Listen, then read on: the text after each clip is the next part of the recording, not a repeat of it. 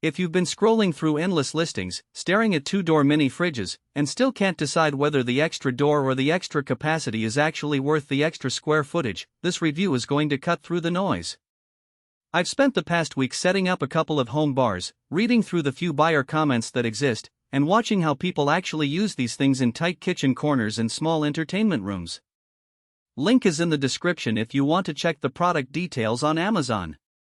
First off, the biggest hesitation most people have isn't about the brand. CaLefort isn't a household name but about the flexibility claim. It can be built-in or freestanding, the listing says, and that sounds great on paper, but in practice you need to know what that really means before you knock down a wall or buy a custom cabinet. The unit measures 15 inches wide, 22 inches tall, and about 20 inches deep. That size slots into a standard under-counter space, but it also fits on a bar countertop with a little room to spare. The real question is, do you have the clearance for the double glass doors to swing open without hitting a backsplash or a neighboring shelf? If you're planning a built-in installation, you'll need at least a half-inch gap on each side for the hinges to clear the cabinet frame. If that sounds like a hassle, the freestanding option might be more honest to your space. Now, let's talk about the real-world use case that drove most of my research, a small home bar that serves both a weekly game night and a weekend brunch crowd. The double door design lets you separate drinks you want to keep cold but separate. Think craft sodas on one side, beers on the other. Each door holds about 100 cans, so you can literally stock 2 full cases of 12-ounce bottles on each side without crowding.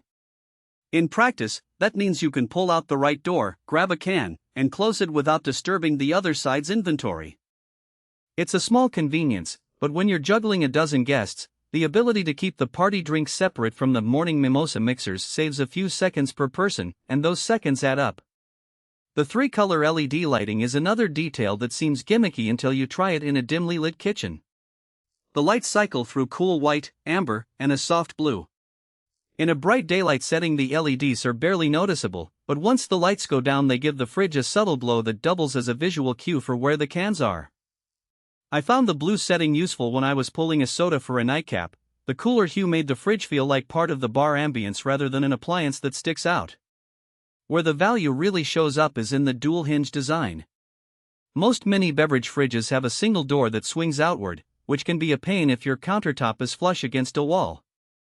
With the left-hand and right-handed pair, you can position the unit in the middle of a bar and have the doors swing in opposite directions, keeping the workspace clear.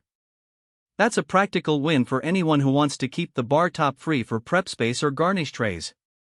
The hinges feel solid enough that you don't hear a rattling every time the doors close, which is something I've heard complaints about in cheaper models.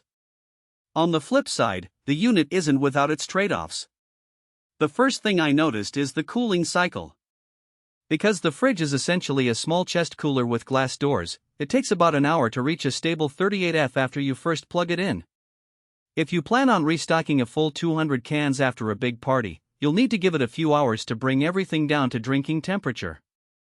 That's not a deal breaker, but it does mean you can't rely on it for instant cold-on-demand service if you're a last-minute host.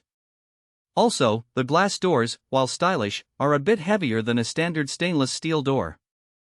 If you have kids who like to yank on the handles, the doors can feel a little unwieldy, and the glass is not tempered.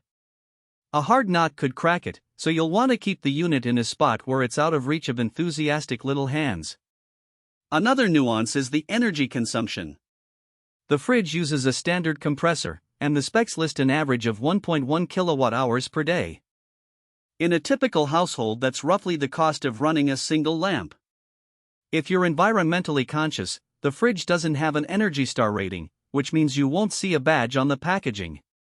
It's not a massive power hog, but if you're comparing it side by side with a 12-inch single-door cooler that claims an Energy Star rating, that's something to weigh. Who should buy this? If you run a small home bar, host regular game nights, or you simply want a dedicated spot for a large collection of cans without